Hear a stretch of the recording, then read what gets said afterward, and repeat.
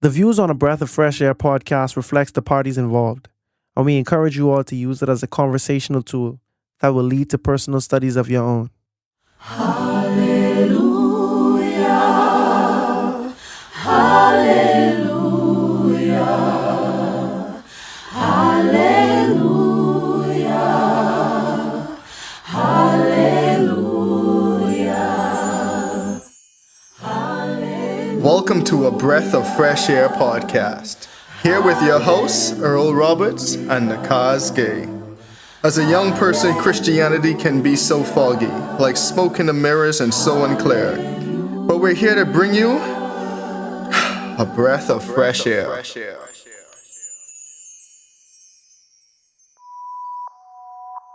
Ahijah, Yes, God? the wife of Jeroboam, is coming to ask you something about her son because he is sick. But here's what you're going to say to her. For it will be when she comes in that she will pretend to be another woman. Okay. I will do exactly what you told me. Come in, wife of Jeroboam.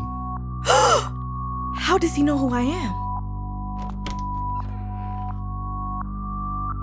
Why are you pretending to be another?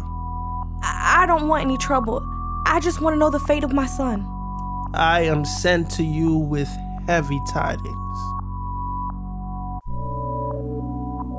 Go and tell Jeroboam, this is what the Lord God of Israel says. For as much as I exalted you from among the people, and have made you prince over all my people Israel, and took the kingdom away from the house of David and gave it to you, and yet you have not been anything like my servant David. He kept my commandments and followed me with all his heart, and did only that which was right in my eyes. But you have done evil above all that were before you. For you have gone and made other gods and graven images to provoke me to anger and cast me behind your back. Therefore, behold, I will bring evil upon the house of Jeroboam, and will cut off from Jeroboam him that pisseth against the wall, and him that is shut up and left in Israel, and will take away the remnant of the house of Jeroboam, as a man taketh away dung till it is all gone. And him that dieth of Jeroboam in that city shall the dogs eat, and him that dieth in the field shall the fowls of the air eat, for the Lord hath spoken it. Now, wife of Jeroboam, arise and go back home. And when your feet enter into the city, the child shall die, and all Israel shall mourn for him and bury him. For he only of Jeroboam shall come to the grave, because in him there is found some good thing toward the Lord God of Israel in the entire house of Jeroboam.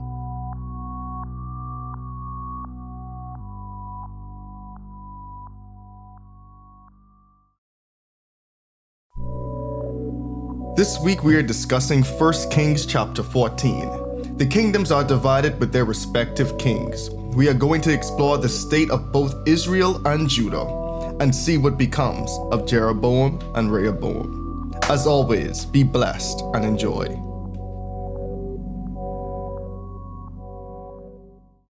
All right, welcome back to another episode of a Breath of Fresh Air podcast. Hopefully everyone out there is doing great.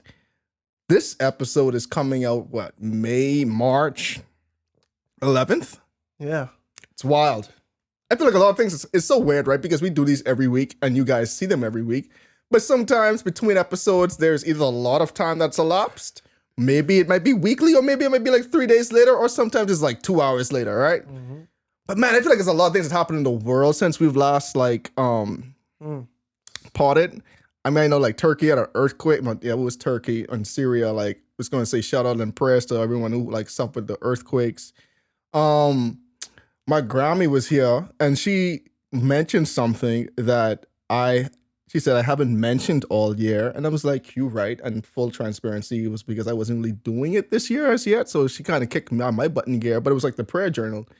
She's like, you haven't mentioned the prayer journal at all this year. And I was like, that's how you know Grammy really is be listening for real. Yeah, Which I know like a fuck Grammy's be listening, but like, locked in. And I was like, yo, that's real. And it kind of like made me have a moment of reflection too, because man, pre-pod, I was even telling Kazi too, like, you know, just think about some of like reflecting on like some of the blessings like God like blessed us both with last year. And I think part of it was because like this year kind of got comfortable. Not saying I didn't have plans and goals and different stuff like this, and definitely beginning of the year, like I prayed with different things, but I feel like this year, like the beginning of this year, I kind of got like comfortable in my places with like where I was with God. And that's never a good place to be in the aspect of like, you're not growing. And, you know, like the Bible talks about having to like, you know, like put on the full armor of God every day, and like, you know, like pray for yourself every day, and like get acquainted with God every day, walk with God every day. And the importance of that is because you keep that connection going. Like it is a relationship you have with God, and every day you have to work on a relationship just as you do with your loved one, with your friends, your family members, and especially your partner. And if you're in a relationship with God, you should never get in the position where you're just like, okay, yeah, we good. I don't have to do anything else with this. And so me personally, I think it's kind of where I like fell into these like beginning 2 months of the year. And so like, you know, it's good when you have people in your corner who like can hold you accountable. Especially in a platform like this, like I like to be transparent with where I am with God and where like my journey, like I'm not perfect. I never claim to be. I don't claim to be a saint. Like we're just two young brothers just trying to like, you know, break down the Bible from our perspective as best as we could and just be transparent about where we're at. Because I feel like a lot of people too who have these platforms of different churches, like they aren't as transparent with their walks, and you would always think everything is perfect and they don't sin, which we know is a fallacy because we all fall short of the glory of God and we all have sinned. But like for me, it's just a reminder to like, you know, when you find yourself in this place where you feel that you're good, like take a step back and see what got you into that place. Why do you feel that way? And just take your steps back to like start building that connection with God again. Because even when you're in that place, you feel you're good, you start seeing some bad habits start creep back into your life, and that's never a good sign. That in itself is a sign that you're probably not doing what you should be doing in your relationship with God. Because if you were, you wouldn't find yourself in these positions or doing some of these things that you probably shouldn't be doing, or habits you probably shouldn't be doing. So yeah, I mean, that's weekly thought. That's kind of probably why I haven't been mentioning the journal, and that's again with someone calling me out on it, me having a moment of reflection. I was like, you right, but now I was like, okay, just saying you right, but it's like again, like why haven't I been doing it? And it had me like, you know, just reflect back on the last 2 months and kind of like where I'm at, what I was going through, and kind of situation I was in. And that's kind of one of the places I fell short in my walk with God, and hopefully to get better as we continue going. So started my prayer journal again last week, and you know, that's one of the things that hopefully I encourage everyone to go there. And then again, like take stock of your relationship with God. We're all at different places. We're all at different points in our walk. And to me, you don't have to be ashamed when you do backslide, as the term is called.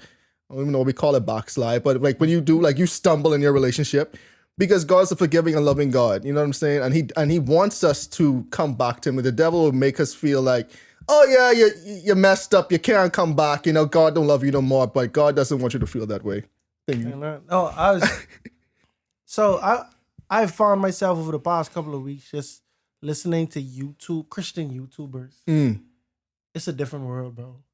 It's a different world. Sometimes I think, oh, how could the breath of fresh air, like the things that we could do that they do, because it's like they big on content. You understand what I'm saying? And sometimes they go on live. You know what I'm saying? You know, and yeah. But anyway, I started to listen to. I realized that in the Christian YouTube realm, like the young generation, they do a lot of response videos to other like channels, and so you might have your ministry and you might say something, and I might believe that's out of context. With love, I'll do a response video. Hey, this is your belief, this is your doctrine. However, biblically, this is where, you know, X, Y, Z. And I've been doing a lot of that. And I've resolved to the fact that, bro, the Bible is more complex probably than I had given it credit, bro.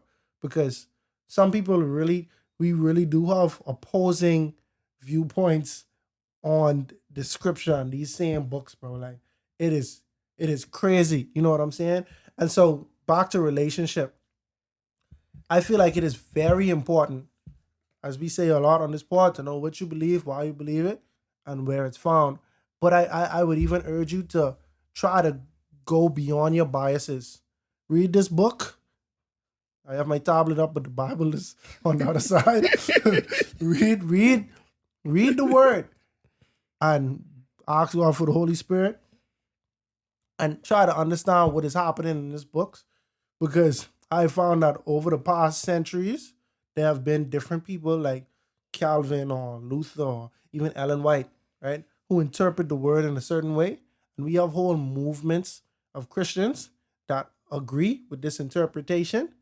But sometimes, everybody can't be right. If two people have two opposing views on this scripture, one, if not both, of those people are wrong, because there's no way that both views can be right if they are opposing. You know what I'm saying? And so relationship, and that's something I feel like that's a big one we should have on our prayer journals every day, is to understand the word and to not be deceived, bro. I heard somebody break down the once saved, always saved thing. And, bro, I always just throw it out like, bro, this complete trash. But when I heard this one person break it down, I was like, bro, I guess I could see why you feel that way. You know what I mean? I ain't hating. Nah, I could find many different texts to uproot that. You know what I'm saying? But I feel like that's where the non-bias needs to come in. When you read this text, when you and it's different when somebody gives you the gospel in a specific format. Hey, this is the gospel and it's in this confines. You start to read the Bible within those confines. That's the lens that you have, And, I feel like I need to have a little more grace when it comes to certain ideologies that people have, because, some of these things pass down and, I could be wrong on certain things. You know what I'm saying?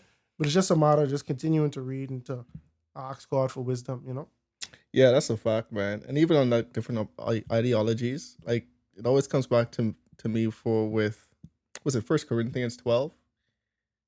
With the love? I think simple, right? But like one of the things that's getting me with that too is like when he says like even if I have the truth and I don't have love, I have nothing. And that does always get me too. So I'm like even if you have the truth, but the way you frame it and you approach the person is so combative and without love, the person missing the message. Because you could think about it, bro. Like you could have an opposing view with an atheist,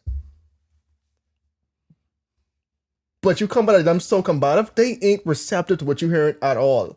And so your whole message, you might as well be agreeing with them, because no matter what, they ain't gonna hear you. Yeah, you can end up doing more harm than good just based on your approach. Exactly. Yeah. Exactly. 1 Corinthians 13. Appreciate it. I always get them two mix up. Yeah. But yeah, man. So this weekend we are in 1 Kings chapter 14. Last weekend we had a very interesting story again with the one of my favorite stories in the Bible, bro. I'll let you give the tale recap. of two prophets. Let you give the recap. That's what it should have been. That's what the episode should have been named. Yo. So also like last week, right? It's gonna be a quick story, right? So last week, for those of you on YouTube, you might have realized the video had a lot of the parts missing. And what's so funny about that? And so apologies for those who really like the intro and the skit, is it was the streaming platform, which was fine. But what's so funny about that? Last weekend, when we were working the video, it was such a busy week for the both of us, right? I was sick. I was sick like a dog. So much things was like going wrong for us to upload the video. But the video got done. I fumbled the bag at the last 1 yard line and uploaded the wrong video, but the video still made it to YouTube. But what was so interesting to me was like, I don't know, because I was mad, bro. I've been there though, but I don't beat myself up over mistakes. Bro, I was mad because I turned to the video, I was like, hold on, why we just started talking? I was like, wait, everything. Because I literally worked on that video trying to like do it during work. Yeah. Because I was like, yo, so many things happened. I was like, yo, I gotta be working, and my work got busy, and I was like, okay, I'm like, crap, I need to like upload the video. So I'm trying to upload the video on YouTube on my next laptop computer while I'm working on Friday. I was mad, and God was like, this is what you get for trying to be so perfect sometimes. Like people just need the message. Yeah. And you got like, and he was like, you beating yourself up, but you realize the most important thing still got uploaded. And like that, like, Bro, because I was mad Friday night. No, Bro. I ain't even feel gonna you. lie. I was mad. I didn't know you felt that way, but I was mad, bro. I felt dumb when I made mistakes. Because my thing is like, yo, I'm like, bro, you went through all that work while you was sick. I was doing like trying to get it done right while I was at work. For it to still not even being uploaded, bro. And I was like, bro, how? Because then I'm like, literally, but all our work was in vain. That's how I felt. And I hate wasting my time, bro. Yeah, I feel you, bro. I was like, bro. But that time when I was late, bro, when I literally just forgot to upload, I was disappointed in myself about that, bro. I was really disappointed. Yeah, people messaging me, my mommy, and then your Grammy. Like, oh, ain't no porn this weekend. I was like, oh my word. Yeah, but yeah, I mean, so apologize to the fans, but then like, I don't know, God was just telling like, God, I hope it's God, but those were just like, the most important thing, like you were on here beating yourself up, but the most important thing still made it up. And I was like, that's true, bro. I guess you're right. That's true, bro. The product could jump off the shelf, bro. Like, yeah. No, this is a mistake. This ain't like a common thing. You know what I mean? Like, but anyway, we had the tale of two prophets. Right, if y'all stuck through the episode, even though the mouth was out of sync and everything, you would have heard of a tale of two prophets. One prophet delivered a message to Jeroboam, a message about the foolishness he was doing with them altars and the prophecy of what was about to happen in centuries to come. Oh, well, in generations to come, I'll say. That prophet left. He was instructed strictly by God. Do not, take a different route. Don't slap up with no one. Don't eat at no one house. Don't drink. Nothing. And don't come back. Don't go back the way you come. Right. Don't go back the way you came.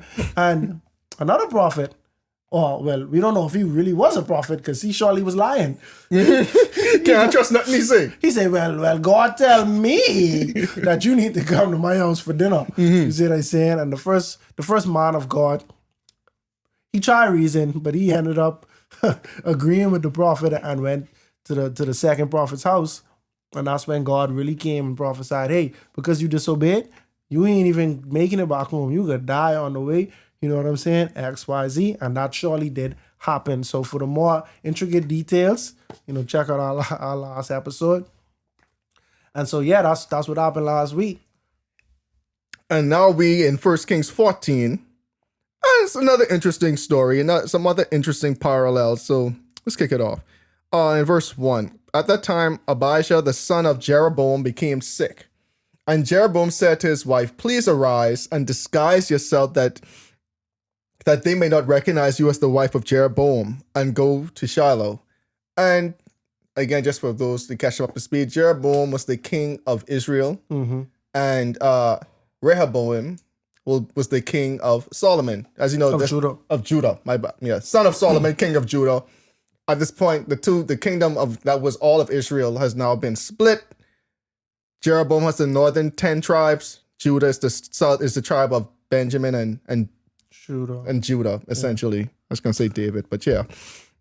So that's just the context of this now. And go to Shiloh. Indeed, about Ahijah, the prophet is there, who told me that I would be king over his people. Also take with you 10 loaves, some cakes, and a jar of honey, and go to him, and he will tell you what will become of the child. And Jeroboam's wife did so. She arose and went to Shiloh, and came to the house of Ahijah, but Ahijah could not see, for his eyes were glazed by reason of his old age. He was old and blind. Yep. Now the Lord said to Ahijah, here is the wife of Jeroboam coming to ask you something about her son, for he is sick. Thus and thus you shall say to her, for it will be, when she comes in, that she will pretend to be another woman. So now, I guess just in layman terms to explain what's happening. We have Jeroboam, who was the king of Israel, the northern 10 tribes. Yes. His son, Abijah, is now ill. So, as typically humans do, you might not like God, but when things go astray, you somehow find yourself to God. Very true. So now we see he wants to go to an actual real prophet, the very prophet that told him he was going to be king, but he is ashamed of his sins. He knows what he's done. He knows he's turned the people's hearts away from God, have them worshiping idols, different altars, different things, like forbidding the people to go down to the southern kingdom. But he's telling his wife, you know what, you disguise yourself and you go down there ask about your son, because I know for a fact this prophet worships the one true God. Whatever he says will happen. If he prophesies that our son will be all right, let's get a prophecy. I'm not gonna go because I'm too ashamed. People know you, so don't even go as you should be. Do the King Saul approach, disguise yourself, and then go. That's interesting, eh? Bro, it's always how sin makes you feel ashamed. You know you can't go in your authority because you know what you have done. And so now you're saying, all right, let's try to remix it. Maybe if you don't know it's me, maybe you might give me a favorable report, because now if you know it's me, obviously know what I've done. They know you related to me. We know ain't nothing good gonna come of this. But we see the Lord already told Ahijah, who is blind. And what's interesting too, you disguised yourself from a blind man. Blind man. That's what I was thinking. I was just like, maybe. But you might have been so out of touch, you don't even know he blind. True. Or maybe when was the last time you was there? Go for it. Or maybe someone would have to let you in and things like that, and they would have let him know or whatever. But the fact of the matter is, we talk, and this I only saying this for people who haven't been following up the story. You have a man who was given the kingdom by God, right? This prophet, Ahijah, told him, God has given you this, X, Y, Z.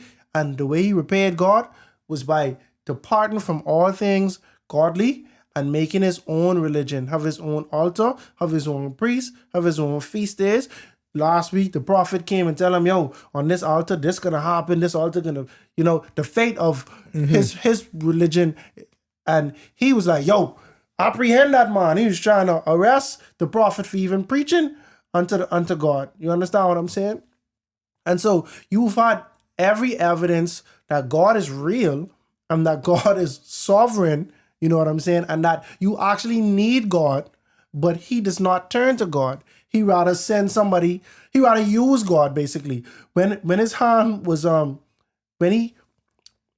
the prophet of last week, the young prophet, well, the young man of God, I'll call him, after he prophesied about the altar, Jeroboam said, grab that man, and he pointed his finger out. When he reached his hand out, his hand became sick, and he couldn't even move it. And he said, yo, man of God, pray that God restore my hand. And the prophet did that. The man of God did that, and his hand was restored. So Jeroboam know he could turn. Jeroboam know that God is a healer. He know he could turn to God for healing, but Jeroboam does not have he's too proud to actually turn to God. And he, like I say, he wants to use God. He don't want to serve God, but he want God to be like his genie I was saying, situation. Like to your point, he treating God like how we have the people in his kingdom treating God and the surrounding nations like as a novelty. Yeah. Because you should know your roots. You ain't praying to God. You ain't tell your wife pray to God. You ain't even gone to the prophet and say, can you pray on our behalf or petition us before God? You just say, go see what he can say about the, it's like you almost ask, like you almost doing, like you literally treating him like as a fortune teller and as like to your point, like a genie, as like a seance type thing. Go on, let's see what we can figure out. Yeah. But you ain't saying pray, you ain't saying I repent, like none of that stuff. You're just saying, you literally treating him like a witch teller, bro. Like, right. That's really all he doing, because he ain't saying, yo, go to the prophet and ask the prophet to petition God for healing. He's saying go and find the fate. Like he just want to know the fortune. Like, is he gonna live or is he gonna die? Right. That's essentially what's gonna happen. Like, rub your crystal ball and tell me what's gonna happen. That's essentially what he's doing. Like, but you're doing this to a prophet of God, not a seance. What the Saul say? Find me the who? The seer. Seer, yeah. Well, the seer is a prophet. Yeah. The seer is the right term for prophet. But I think I don't know. He's essentially find the witch. A witch or whatever. So I know. And so now, okay, that's bang. So in verse 6, and it was so when Ahijah heard the sound of her footsteps as she came through the door, he said, come in, wife of Jeroboam. Why do you pretend to be another person? For I have been sent to you with bad news. Right up the gate. No slopping up. None. He's already can't see. I beat you around the bush. It don't make no sense. It don't make no sense me wasting your time or mine. Like, he said, "What the great? Yeah, I got bad news for you." Yeah, sorry. I already know who you is. You don't even gotta hide no more for real. I can hear by your footstep who you is. He said, "Go tell Jeroboam, thus says the Lord God of Israel, because I exalted you from among the people and made you ruler over my people Israel, and tore the kingdom away from the house of David and gave it to you. And yet you have not been as my servant David, who kept my commandments and who followed me with all his heart to do only what was right in my eyes. But you have done more evil than all who were before you. Mercy. For you have gone and made for yourself other gods and molded images to provoke me to anger and have cast me behind your back. Therefore, behold, I will bring disaster on the house of Jeroboam, and I will cut off from Jeroboam every male in Israel, bond and free. I will take away the remnant of the house of Jeroboam, as one takes away refuse until it is all gone. The dogs shall eat whoever belongs to Jeroboam and dies in the city, and the birds of the air shall eat whosoever dies in the field, for the Lord has spoken. Arise, therefore, go to your own house.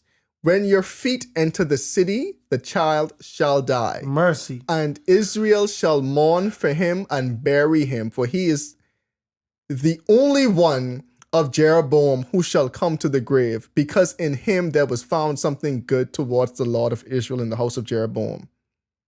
Mercy. He's the only one who can get buried. Yeah, we can pause right there. That's wild, right? No, I was saying for the reading. That's wild though. Like, imagine God saying, bro, I essentially sparing your son because he have a little piece of good in him. Yeah. It's sad, right? But I would have to take him now, because if he live any longer, they ain't gonna be good for him. Yeah. Mercy. Saying, but he's the only one. Everybody else in your household, everybody else in your lineage, they fate done written. They fate done written. And this is the thing. Remember when I think it was 2 episodes ago, we was talking about Jeroboam and he established all these things. Right? God, let him do it. We have free will. Do your thing, bro. But it will not be without consequence or without reaction. And you can see that he went full vent in all his plans, because God take it like, bro, you do this to provoke me. You ain't do this on no little petty thing. You gone all out, bro. It's almost like you had a personal beef with me, like I was your enemy or something. Right. You know, it's wild, right? Because think about it. We done mentioned in this episode literally the 3 kings that were before him. We know Saul started off good, but was bad. One could argue Saul was an all-right king. Yeah. David arguably was a great king. He had a very, towards his end, he had a big stumble, but he fall down, he get back up again. Shout out to the song. Now Solomon was a little rocky. Solomon was a good king, but he was kind of like a bad guy at the end. Yeah.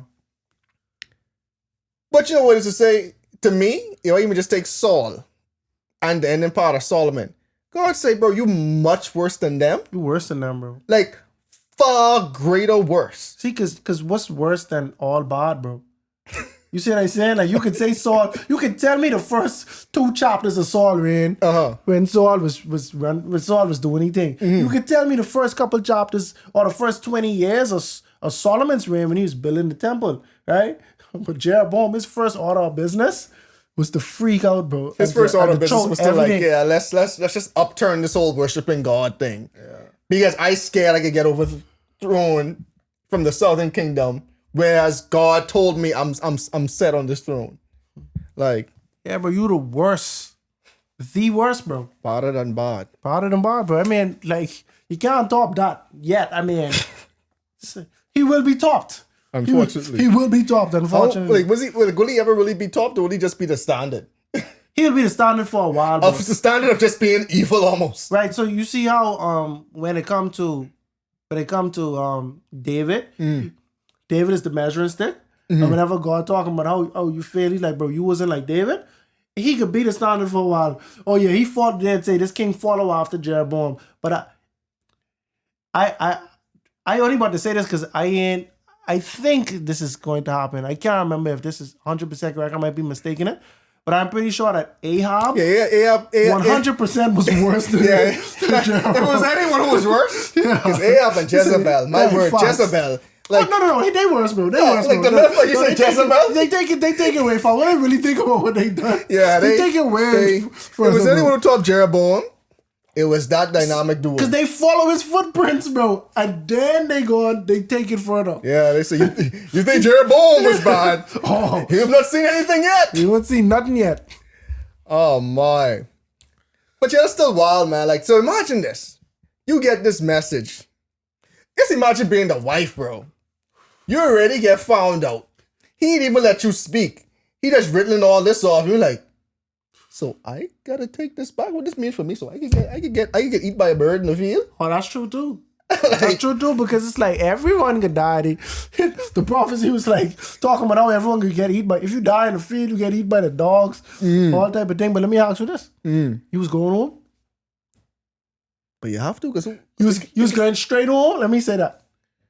Boy, I know. Because you know when you enter the city, your boy get dead. Dead. So you know that theoretically, when you left the city, that's the last time you was gonna see your child alive. Mm-hmm. I might have spin the block a little bit. But the word of God ain't gonna return void. No, but something can bring you back in that city. Yeah, facts. But the child already ill, so it's like, what's the quality? I mean, yeah, what's his quality? I'm gonna get into a euthanasia debate right now, but what's his quality of life at this point? So it's like, y'all really going there because at this point, y'all have no, but this child knocking on heaven's door at this point. So like, heaven's door. It's a song. No, I got you. And it's like, you don't want your child to suffer. Yeah. Like more. But I do get your point. Like, I can see that now if the child was like Jethro's daughter, full of life, running around. Yeah. And you about to end him then I'd have prolonged about a couple of years. You would have stayed in the city for a couple of years? It's back in the olden days, but you can go to any little city and go get one cow and one sheep. I knew the queen. You got 10 cities to choose from. Multiple cities, yeah. Yeah, you gotta. That's a like hard message to deliver back. Yeah. And to your point, knowing the gravity of like, as soon as I walk through the city, as soon as I walk through the city gate, he is going to die. I think anxiety would have made me go straight back, because my mind would have been like, I hope this a lie. You see what they're saying? Like even though I know what I heard, and even though this blind man knew exactly who I was and how, if I was disguised, like it's like all of the signs there saying no, this legit, I would have still probably felt like, I hope it ain't true, but the only way I could know is if I go. You go back and then they can tell you like, when did he die? About 10 minutes ago. Oh, I just came here 10 minutes ago, type say. Mm-hmm. But yeah, that's wild, man. That's how that message deliver. And then it's like, you're going to be delivered in sorrow because to your point, you come back. Wait, you know how much anxiety? See, I feel like obviously with social media and how instant everything is, and how like every day they just trying to make things even more instant. Like you remember you used to have to go to the grocery store.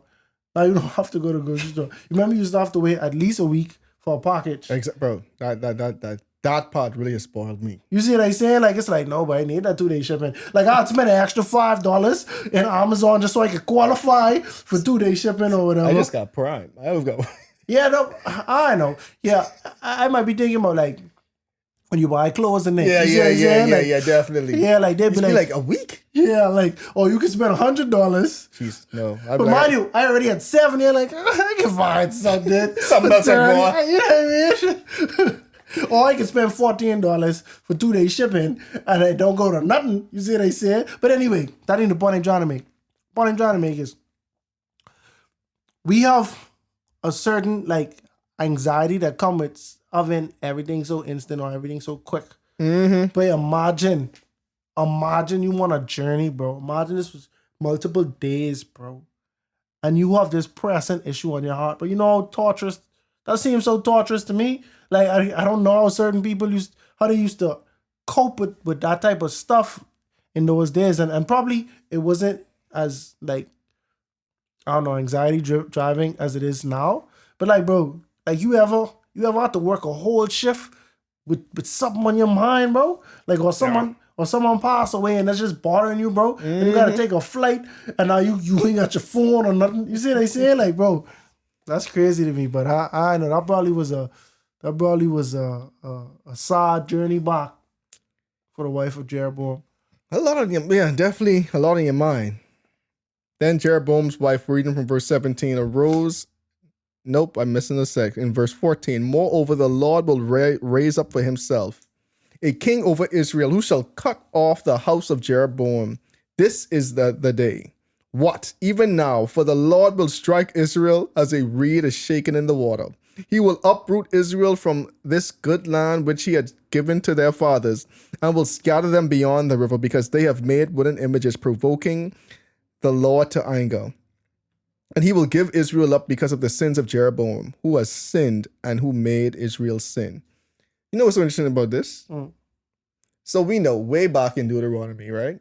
Moses delivered curses. I didn't look up this part before the part, which I probably should have read it, right? But we know Moses gave the curses. We know when the curses was like, you guys will be uprooted and all this kind of stuff if you do this. Now we see this prophet saying, okay, yeah, because y'all sin so bad.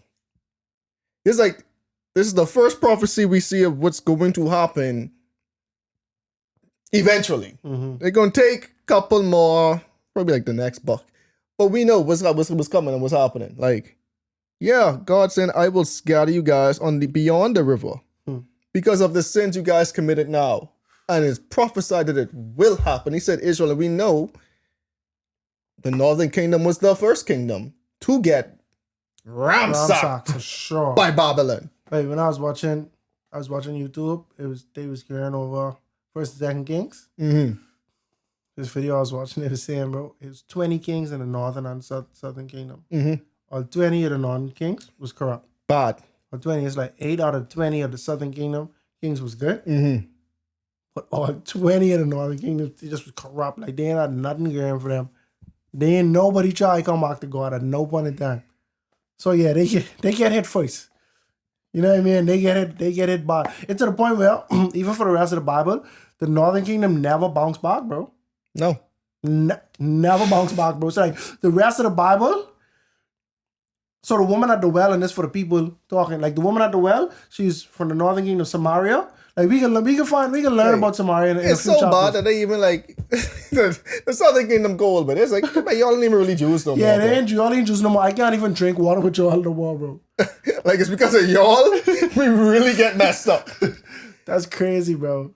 But I just wish it was a time we might have to look at, or I might have to look at like Jewish history for someone to break down when this big divide really happened between the two, when they really start just like disliking each other. You see what I'm saying? Now, because we can know biblically when they go on to war, then it really could focus a lot on the captivity and the prophets prophesying on what to do. But that relationship between the two, like, what happened there, bro? You see what I'm saying? Yeah. Because, like, even people like Peter, bro. Right, I was just reading Galatians, bro.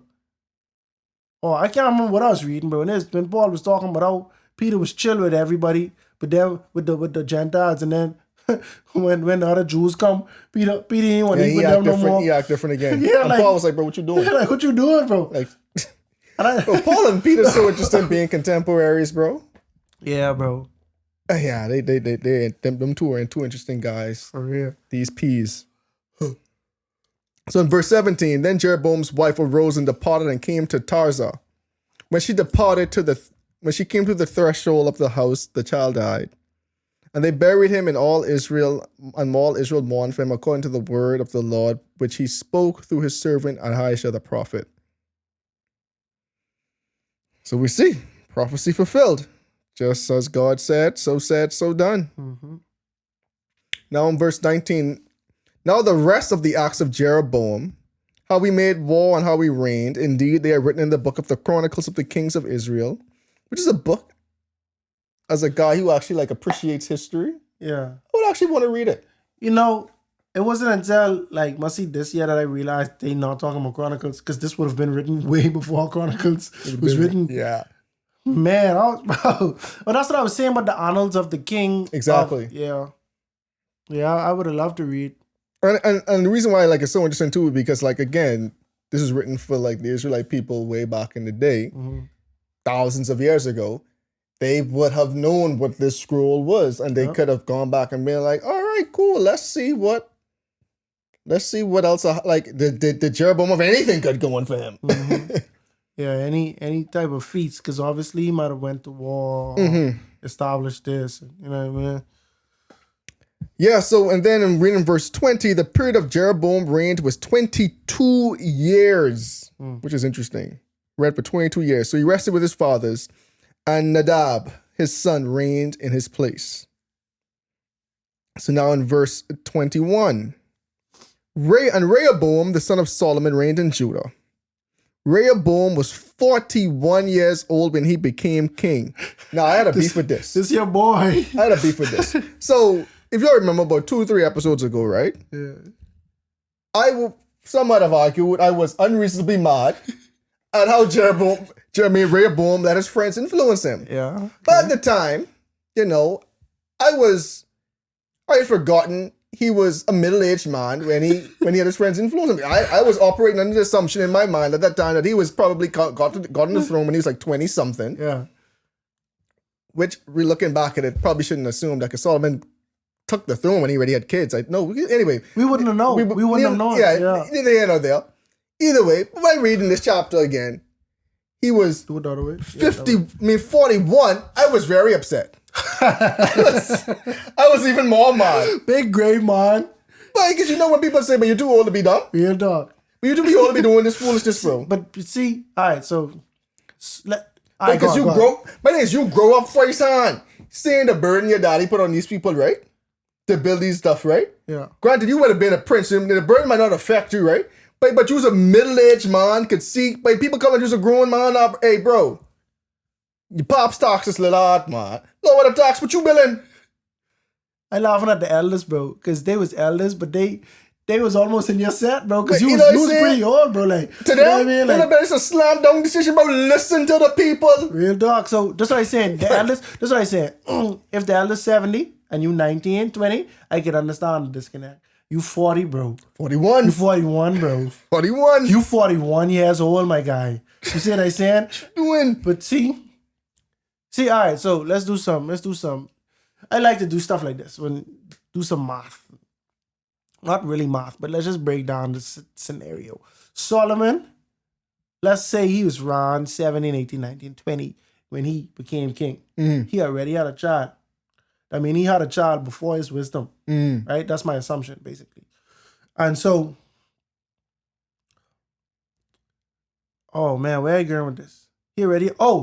So now Solomon gone throughout his whole life, right? Right. Solomon watched this child. Solomon watched this child become a man, right? You think when he write Ecclesiastes and he was saying, boy, everything is vanity, boy, I can leave this stuff to my offspring. Who knows if he could be a fool or not? You don't think he already knew his son by then when he write that, bro?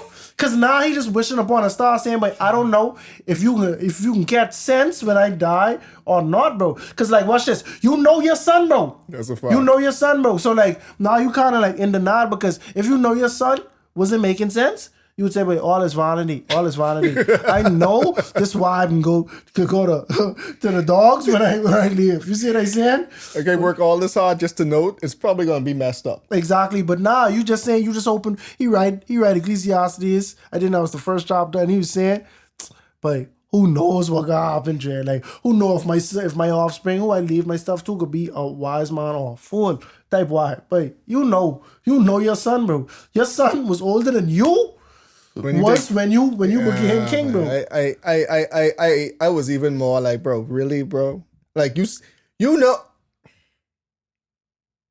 You become king at 41, bro. What's gonna change, bro? You already are how you are, bro. Like, but it's still, like, to me, the point still shows like your company. You gotta be mindful of your company. But I feel like even at a certain point in time, you gotta know. You just gotta you gotta reach a certain age where you just understand good advice, bro. Yeah, Fox. Like at 41, bro, you really could decipher between good and evil. And you really could know, like, yeah, these people making a little bit more sense. So yeah, like, you should know that. Yeah, honestly, I know this ain't really what I want. But this do make sense. Like I feel like this probably for the best. He clearly was going through a midlife crisis or something at 41. Yeah, I think obviously because God, I don't want to say hard, but this stuff was done, Yeah. right? And I'm saying this stuff was done because God had already made it. His plans was already for the kingdom to be taken away. And so this was going to happen regardless. The Lord didn't protect him from nothing. And the point I try to make is sometimes it's like, let's just be real, but we watch them TV shows where it's like, obviously like a Game of Thrones where it's like, you have people who overzealous, when the young boy become a king and he wanted to make a name for himself. So it's like you start freaking out hard. You see what I'm saying? And you, in your mind, you thinking this could set you apart, bro, and people can respect you because of this. But you don't realize how foolish what you're doing. You don't realize certain battles you can't win, and certain battles you shouldn't try to handle in this way. I feel like Rehoboam, being the son of such a superstar as Solomon, he felt like he wanted to make a name for himself to prove that he was also wise in what he was doing. And so he take a high risk. You see what I'm saying? That sure did flop. And it sure did flop. He ain't get no reward. You see what I'm saying? He ended up feeling the short end of the stick with that one. And get he kingdom take away.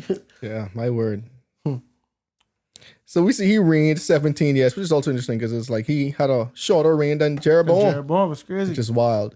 The city in which the Lord had chosen out of the tribes of Israel to put his name there. His mother was Naamah, the Ammonitess.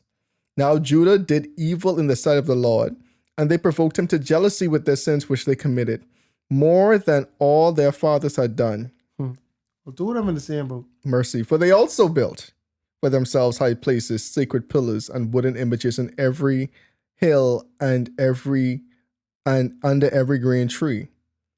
And they were also perverted persons in the land. They did according to all the abominations of the nations which the Lord had cast out before the children of Israel. It happened in the 5th year of King Rehoboam that Shishak, king of Egypt, This make me sad to read though. Came up against Jerusalem. And he took away the treasures of the house of the Lord and the treasures of the king's house. He took away everything. He also took away all the gold shields which Solomon had made. Then King Rehoboam made bronze shields in their place and committed them to the hands of the captains of the guard, who guarded the doorway to the king's house. And whenever the king entered the house of the Lord, the guards carried them and brought them back into the guard room. Now the rest of the acts of Rehoboam and all that he did, are they not written in the book of the Chronicles of the king of Judah? And there was war between Rehoboam and Jeroboam all their days. So Rehoboam rested with his fathers, and he was buried with his father in the city of David. His mother's name was Naamah, an Ammonitess. Then Abijam, his son, reigned in his place. Yeah, so it looked like two of the kings were fell from grace, basically. Yeah, and it's like both their stories turned out sad, man, because one, like Rehoboam should have been like, the second coming of Solomon, should have been the one to like, kind of right the wrongs of Solomon, even though God already told Solomon what was going to happen. Mm-hmm. You know what I'm saying? But still, like, he could have still, saved the Judah as in not continue or perpetuate what Solomon like put in place before he died. And Jeroboam, on the other hand, he just like all the way was bad because God gave it to you and your first act was like to like fully turn away the people's heart from God because out of jealousy, fear, and envy. It was just weird. Like that situation was just bizarre to me because you just do that unprovoked, bro. Because it wasn't like Rehoboam. I mean, like, Rehoboam was coming at you, but God told him to stand down. But still, like, God was on your side. Like, it was like you got, like, I almost felt like he felt like he got it because of his own doings, not because God gave it to him. And so, because when you feel like you did something and not God, you feel like you need to protect it and not God. Yeah, I think also one thing that was interesting that they say at now, which would have been useful at the beginning of the story, is that them two at war, they hold career. I mean, because now at that point, now it's like more jealousy and anger. Right. So from the, let's say he was already warring. Jeroboam had already warred or had problems with Solomon, but he was on the run. Now, when Jeroboam came king again, it's easy for me to just continue that with Rehoboam, right? And if I beefing with you, why would I let my people go to your city? You might hold them hostage. You might do this and that. It might not even be a matter of they convert. Well, he did say that though. He did say that he didn't want them to go because, you know, I think his rationale was that he didn't want their hearts to be turned towards serving that king. You know what I mean? He didn't want that king to get extra numbers.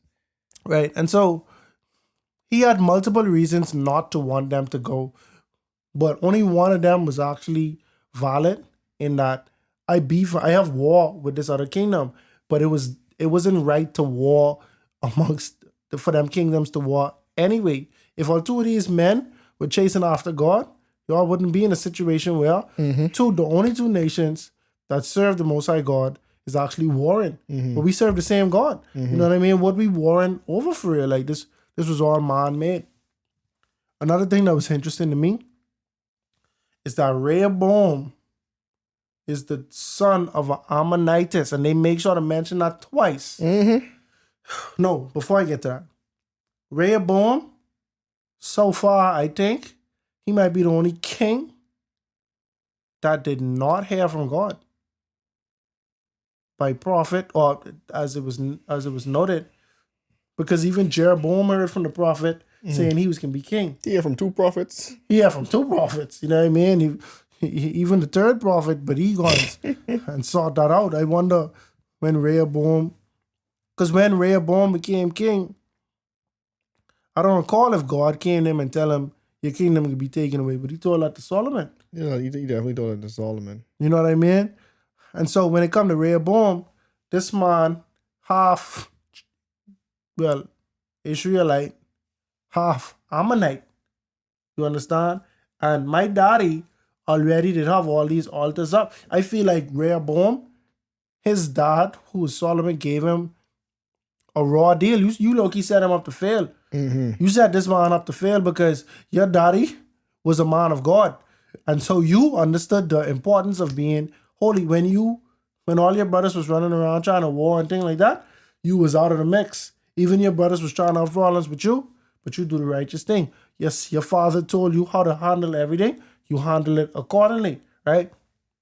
When it come to Rehoboam, his family was unequally yoked, bro. My mommy worshiping idols. My daddy, he so claimed to worship the God who don't worship idols, but he's still erecting idols for them and everybody else. If that man don't know right from wrong, or if he never really realized the severity of Solomon's actions, but in no way he could ever stop erecting these altars. And then too is like when your notoriety outlives you to a point that is a detriment. Because it's easy to rationalize if this was the wisest one who ever lived. Everything he doing now is still in wisdom and not knowing that you already turn your back on God and now you're not even operating in wisdom anymore. You're just operating on your own fleshly desires. You know what I'm saying? Because he used to say, oh, he's the wisest one who ever lived. This is my daddy. Look at all the things he have done in the past. So clearly these other things, he just trying to keep peace. So he made my mommy those an altar and everything like that. And so it's nothing wrong with it. Not knowing that, no, all this stuff was wrong. This other stuff was foolishness and not wisdom, but you don't know where the line was drawn. You know what I'm saying? So that could also be another thing that's happening now too. Yeah, definitely. At the end of the day, this man did not operate in a godly fashion. Period. You know, the Bible said that he ended up doing worse than his fathers. You understand what I'm saying? He erected all type of altars. Solomon do that. Solomon started that. Even Saul didn't used to really do them type of things. Saul to expel all of the witches out of the land and then, you see what I'm saying? I believe Saul's wives to be Israelites. You see what I'm saying? David started to, I can get a wife from here, and, you know what I mean? And then Solomon, he want a wife from every nation, look like. Boy. He want to taste the every rainbow. nation, kindred, and tongue. And tongue, red people, you see what I'm saying? For real, bro. So if you was living in this time, Which nation? Which would you rather want to live in the South or the North? Well, am I a man of God or I just a regular person, Both. a product of my environment? So I guess the man of God you would want to be in the South. right. So if I'm a man Or would of you God, want to take on? Would you want to take on the challenge and be the diamond? no, I do not. No, sir. Crazy, bro. No, sir. I want that type of attention, and then I don't want that type of pressure on me, bro. Like, bro, I feel like it take more self-control to be around all of this stuff and not conform. Mm-hmm. You know what I mean? Well, I rather my influences push me toward God. But guess what? I only say in the South as a man of God because we have the temple, and I know it's still Levites and we still sacrificing and stuff like that. However, whatever you into, you could get in on two of these. That's what I'm saying. It's like right now, it's funny. They're two separate kingdoms, but they operating in still one. They all doing the same thing. Right. So the Northern Kingdom, they actually a little unique in that they have their own worship. But now in the Southern Kingdom, you have a smorgasbord of all type of different. You got options. You got options. You bro. got options. But you have a buffet. You want Shamash? You see what I said? You want Baal? Who you want, bro? Dagon. You want Astaroth? Like who we talking? Take your pick. Take your pick, bro. We got altars upon altars down, yeah. You know what I mean? And so I feel like the Southern Kingdom, no matter who you are, is probably the place to be. Mercy. For real. But yeah, so all we got land this plane. I mean, bro, at the end of the day, it is good to do the right thing. You understand? That ain't a big, deep point or whatever. But truthfully, it's an input-output thing. When I read the Old Testament, one of the reoccurring themes I'm getting is that God is faithful to us, and we need to be faithful to Him. Now, you could exclude yourselves from God's faithfulness if you show God that you will, under no circumstances, be faithful to Him. God can protect you. He can do all of these things for you, and you could still turn around and give other things your time. You could worship other things. You could make idols out of all type of other things, bro. And I guarantee you, God will not continue to keep God will not continue to, He will not, there will be consequences for these type of actions. Just period. You know what I'm saying? And we have a story where it's two different kingdoms led by two people who know God and who understand God. The same people who never hear about this thing before. Although Jeroboam acts like that. You know? Even though Jeroboam's punishment was not immediate, it was definite. You understand? We already start to see prophecy fulfilled. He lost his son. And the prophecy is that his generation was cursed. At first, it was going to be the altar. And, you know, this form of worship is going to be cut off by Josiah, who is to come. Now, you ain't take the hint. Okay, now you end up cursing your own generation. All y'all gonna die violent deaths. You know what I mean? And as for Rehoboam, you notice what you say. His reign was even shorter than Jeroboam. You ain't had too much excuses as to why you was conducting yourself this way. You know what I mean, bro? Like, Wild. like you just gone rogue, bro. All of your forefathers have served the Most High God. Even Solomon in his old age, you could hear when he wrote Ecclesiastes, because a lot of people believe that was toward the ending of Solomon's life. He wrote that. You could hear his regrets. You understand? You could hear how he feels about God. And I am just making an assumption that before Solomon passed, after God had passed that judgment on Solomon, that the kingdom would be taken away, I believe that you went to your grown son who's probably in his 30s or his 40s saying, bro, look, yo, my kingdom get taken away. God told me that because of this, that, and the third. You make sure you don't do this, that, and the third. You feel me? That's my assumption, right? And even if he didn't tell you that, you could see it, bro. It ain't a secret, bro. The prophet, was it Ahijah or Abijah? One of them two names. Ahijah, the prophet Ahijah, he knows this. He is in Jerusalem. At the end of the day, bro, a lot of your input equals your output, bro. Even down to our salvation. I do not believe, bro, that you could just ignore God, live your whole life however you want, and you will 100% be saved just because you believe in God, bro. See John 3:16, bro? Like we could do a deep dive on that. You understand what I'm saying? It's one thing of justification. It's another thing sanctification. You see what I'm saying? It's one thing about being saved. It's another thing about being sanctified. You are saved by your faith. Period. But at some point in time, your faith, if you truly have faith in God, it will breed works. When we read Hebrews and they talk about how it was faith that Abraham, or let's say it was by faith that Abel had a more excellent sacrifice than Cain. It was by faith that Abel did this work. You understand what I'm saying? Like it was by when they talk about all of these things, it was faith. They showed the works. You know why? Because faith without works is dead. You understand what I'm saying? Or when it comes to life and death, it's the same thing with Deuteronomy when Moses was giving them blessings and curses. If you do this and follow this, it's life. If you do this and follow this, it's death. You understand what I'm saying? The wages of sin is death. You know what I'm saying? Those are the wages. At the end of the day, I believe it's an input-output system. You understand? You can't continue to input things that's idols, things that does nothing for your salvation, nothing for humanity, only feeds your flesh, and expect your salvation to be sure.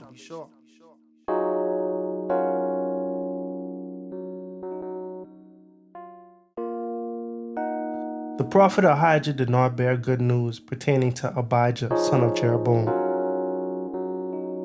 And because of Jeroboam's sin, his lineage is now cursed by God. The kings of Israel and Judah have now passed away. But the question is, will their sons follow in their footsteps? We'll talk more about that on the next episode of A Breath of Fresh Air. Tonight's episode included voice acting by your hosts, Earl Roberts and Nakhaz Gay. Remember to go ahead and research on your own in order to get a more firm understanding of tonight's episode. And if you enjoyed it, make sure to like, subscribe, and share with your friends.